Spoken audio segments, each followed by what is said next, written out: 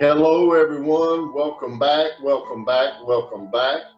You are at WYTV7 Christian Broadcast, and you are in the gap with your host, Keith Smith. And I am so glad to have you guys back. I want to welcome you in from the broadcast viewing audience and also our listening audience that may be listening by podcast. Thank you for joining us today.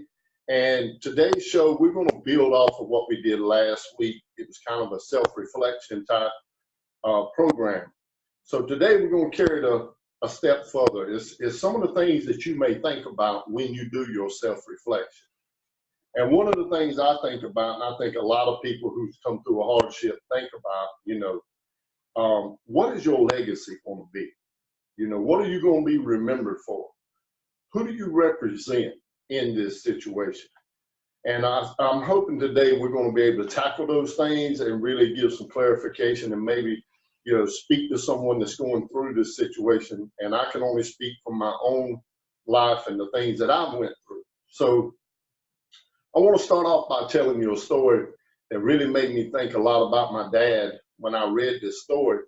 And it was about a guy who he was a tiger conservationist, and he spent over 35 years in the jungles helping to preserve tigers in foreign lands where they were becoming extinct. And that was his life's work. And what was so catchy in this whole story to me was when he got ready, right before he got ready to die, he had wrote a letter about his life's work. And there was a phrase in there that really caught my attention.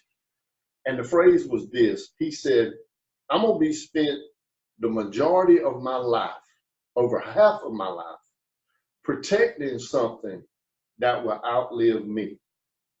And I said, wow, this guy's gave up most of his life to protect some tigers. And that's what his life work was.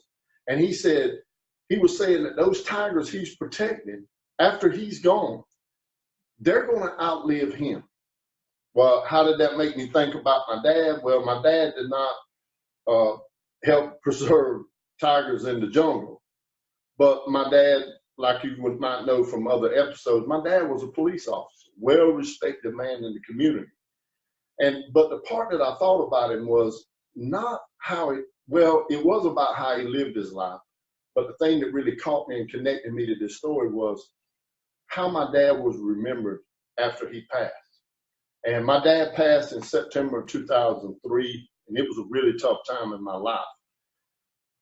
And I remember days after the funeral, people would talk about my dad, and they'd tell me all these great stories, and this is how they remembered him. And even now, my dad, like I say, it's been almost 16 years, and I've never heard anybody say anything bad about my dad. Everybody loved my dad. I remember at the funeral, the church holds over 1,500 people. There were people standing up in the back. There were so many people that come out to pay their respects. And I said, you know what? My dad was just like that tiger conservationist because he had figured this out. He spent his whole life protecting something that was going to outlive him. And that was his reputation.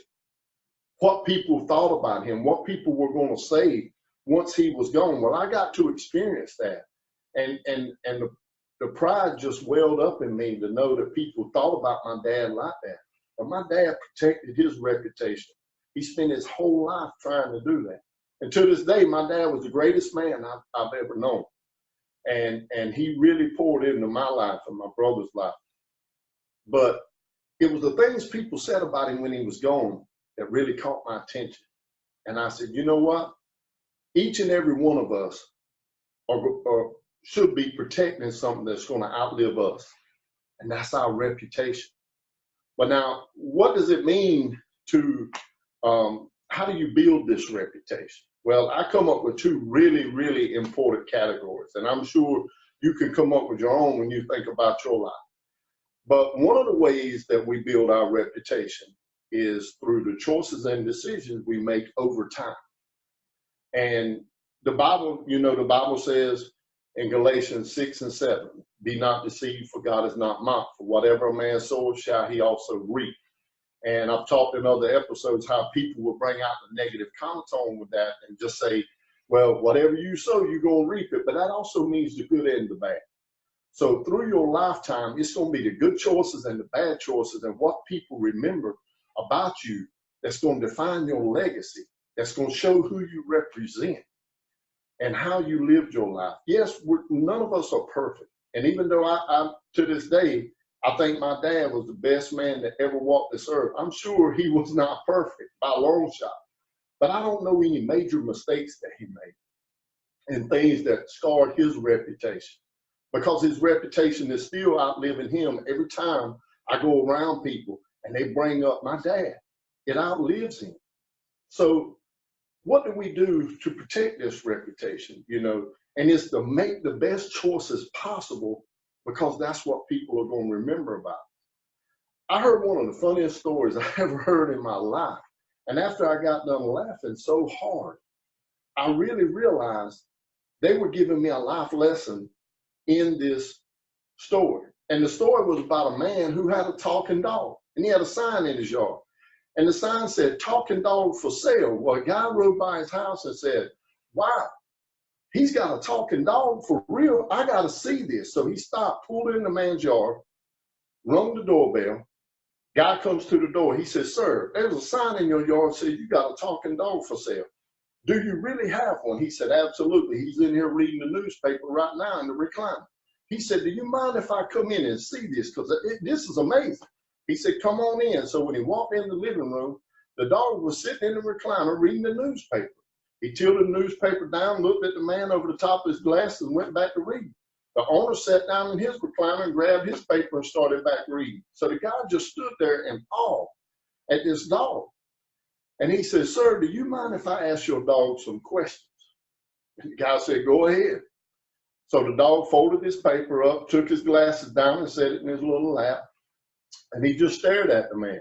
And the man said, "Well, Mr. Dog, can you tell me, what have you done with your life up to this point so far?" And the dog looked at him and matter of factly said, "You know what?" He said, "When I was a pup in my younger years, I used to rescue avalanche victims in the Colorado mountains.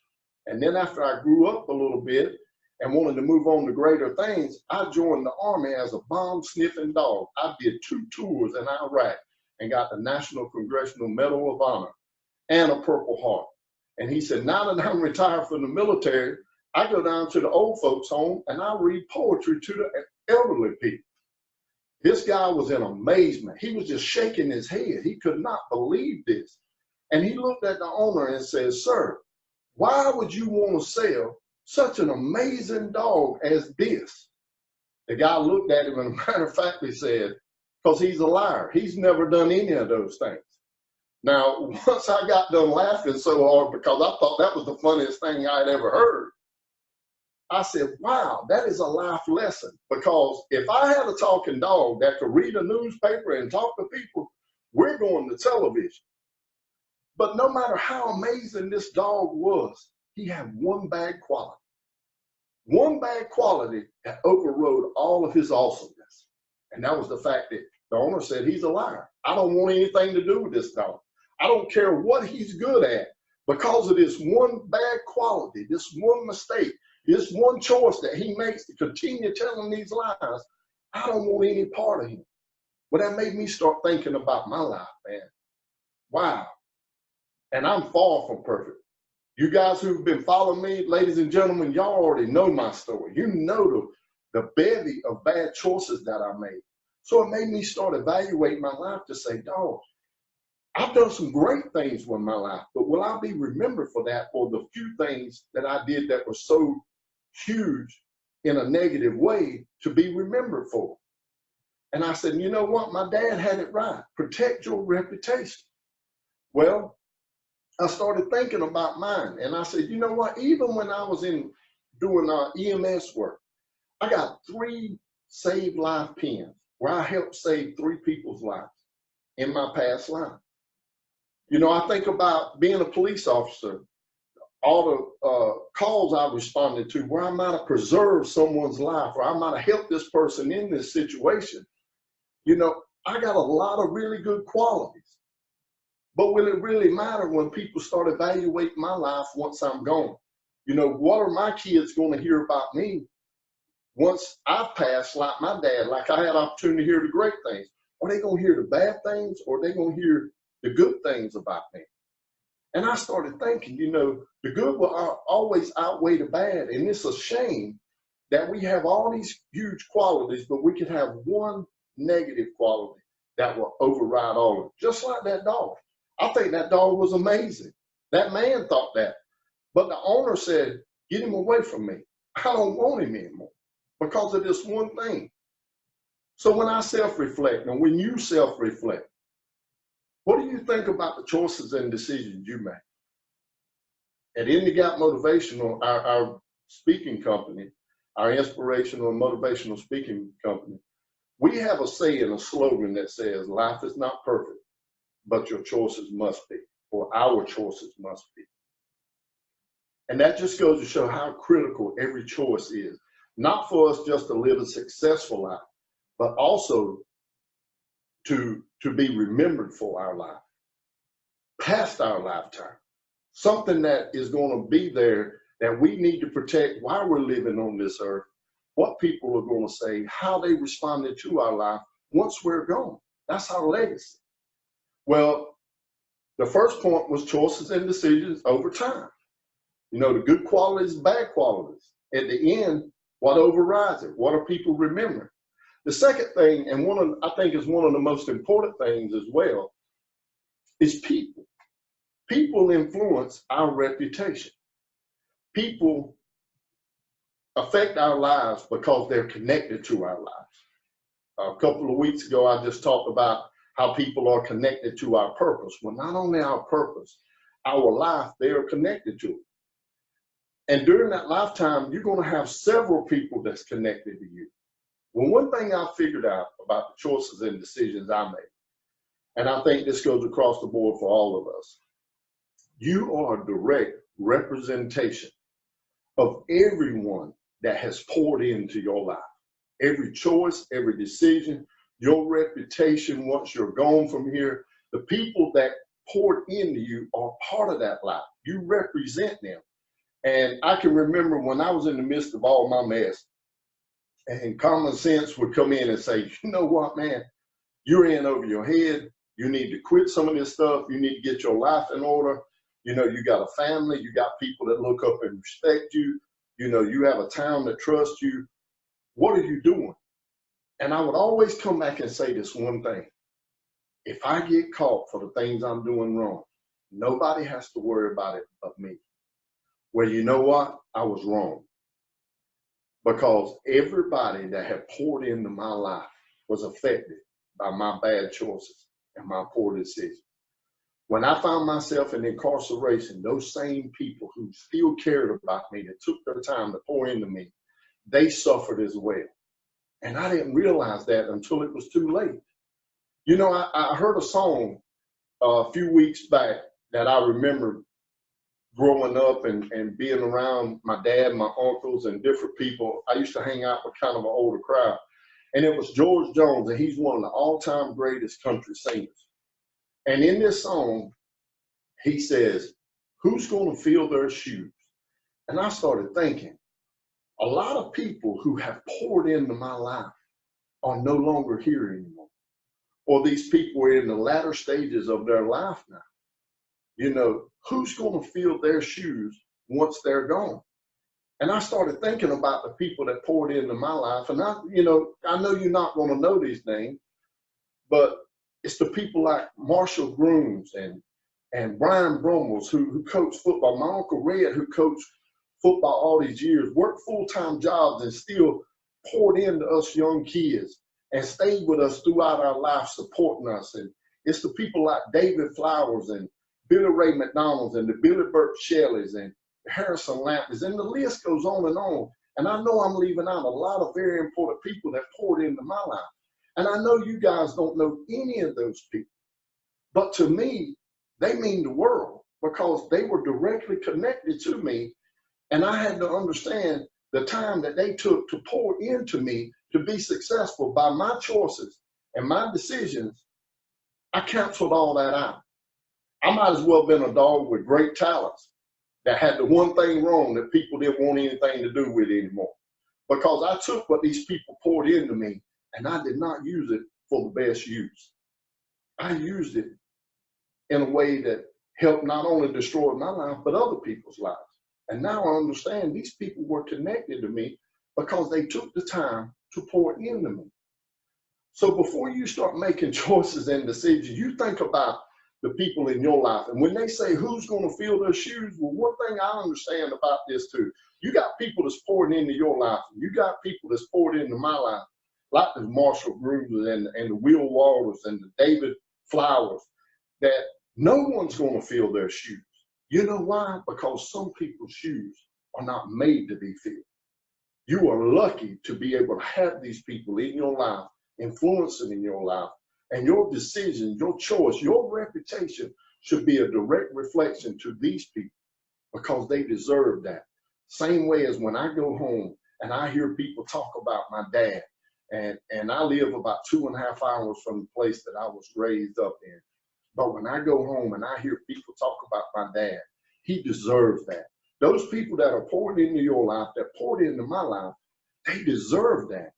And it's not just the people that pour into our lives. I think about the Bible.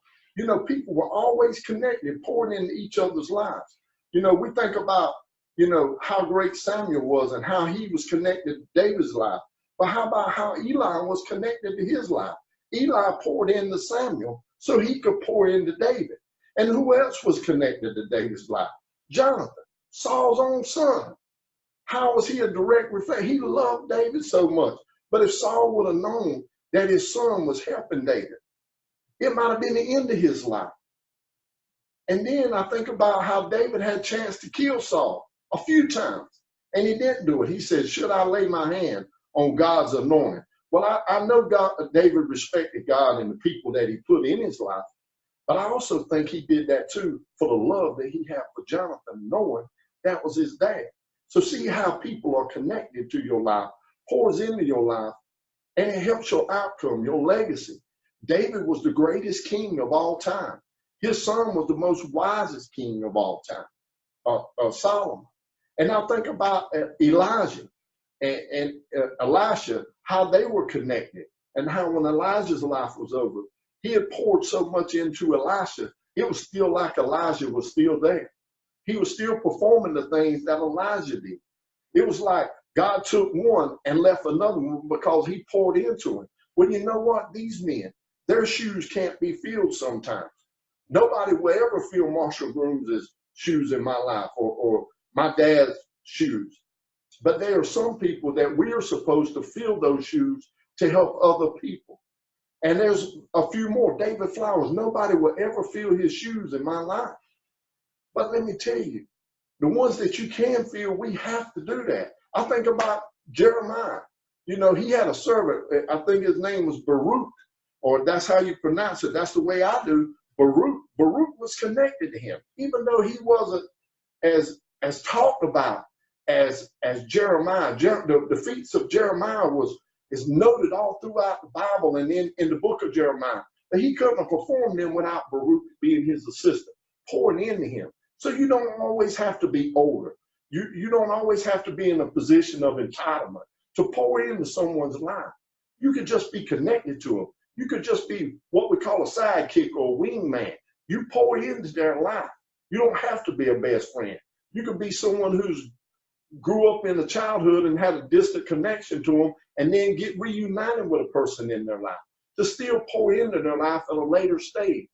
So we have to be conscious of this and these people and the choices that we're making, how we reflect this. And I started thinking, you know, when my days are said and done and my life is over with, what is people going to say about it? Are they going to remember the things I did to cause me to go to prison? Or are they going to remember me for some of the great qualities I had before I made those mistakes? And even greater qualities that God has put in me because I spent time with him during the repercussions of those mistakes and I grew in him. Are they going to remember that? And I came up with this one thing. And this much I know, I mean this with all my heart. When it comes my time for people to say things about me, There's 5 things I want to be known for. I want to be known for being a servant of Jesus Christ, to be a faithful servant of Jesus Christ, to be a direct representation of his life for what he has poured into my life. That's first and foremost. I want to be known for being a good husband. I want to be known for being a good father. I want to be known for being a good grandfather. And last but not least, I want to be known for being a good friend. If these 5 things I can accomplish in my life, it really doesn't matter what they bring up. Because to the people that really matter and the people that poured into your life that still may be there at the end of your life, to them, those 5 things will be most important. And I've learned we don't always protect our reputation like we should. But God, through his grace and his mercy, because he died on the cross for us in the form of Jesus Christ, my King and Savior, and yours, if you serve him, if you made that commitment today, you're a direct representation of him. And if you have not done that, you have opportunity today to do that. I say this all the time, 1 John 1:9. If we confess our sins, he says he is quick and just to forgive us of our sins and cleanse us from all unrighteousness. If you need to do that today, if you're ready to right your wrongs and start building your legacy through Christ and building your reputation, just say that simple prayer. Say, Lord, I'm a sinner. I've done wrong. My reputation is not that good. But maybe you can start helping me rebuild that today. Let me start living for you. Show me the way of how I should live for you. Cleanse me of my sins. Cast them into the sea where they're not to be remembered, and help me move forward to have my legacy say good things about me and how I represented you and my family and my friends. If you said that today, I want you to contact us. Let us know you did that, because that's the most important thing. And one other thing that I want to say that I'm proud to represent today is WYTV7, because they gave me a chance. I'm a representation of them now, because they gave me opportunity.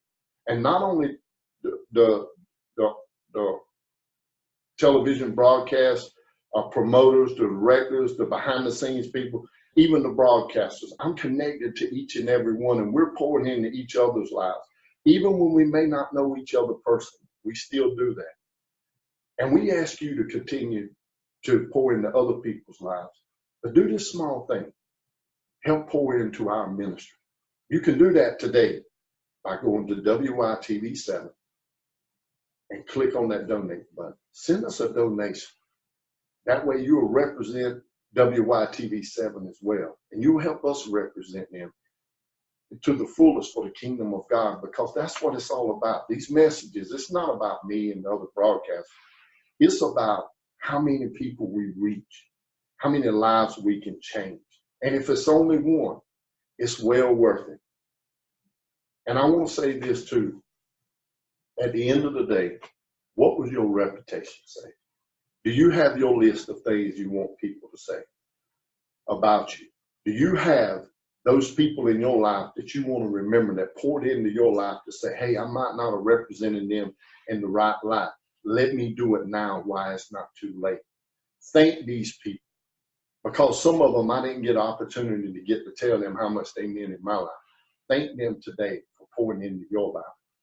And if you'll join us next time, guess what? We'll pour into your life again. And if you want to reach us before then, if you want to check out our website, go to inthegapmotivational.com.